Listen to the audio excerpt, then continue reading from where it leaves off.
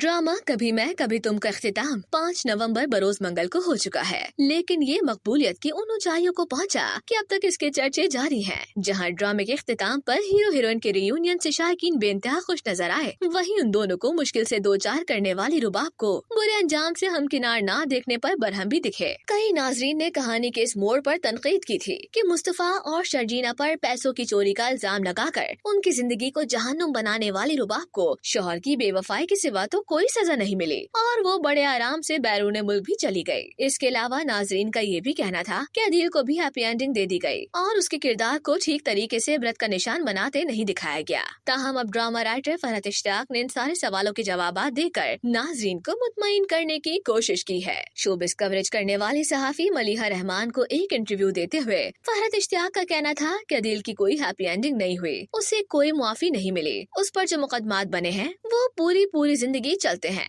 उन्होंने कहा कि ड्रामे में अदील का मुस्तकबिल खराब, करियर खराब, कौन सा फॉरेन बैंक अकाउंट और कौन सा बाहर का पैसा ये अब मुल्क छोड़कर ही नहीं जा सकता क्योंकि ये जमानत पर रिहा हुआ है। उसके केसेस चलते रहेंगे, पेशी पर पेशी होती रहेगी, इसलिए मुल्क से बाहर नहीं जा सकता। इस तरह उसका बुरा अंजाम हुआ है। साथ ही साथ उन्होंने रुबाब के अंजाम पर भी रोशनी डालते हुए कहा कि रुबाब का भी अच्छा अंजाम नहीं हुआ क्योंकि जो कुछ उसकी इनसिक्योरिटीज थी, जो उसका माजी का ट्रॉमा था, उसे माँ बाप ने छोड़ रखा था, उसने उसे फिर से घेर लिया।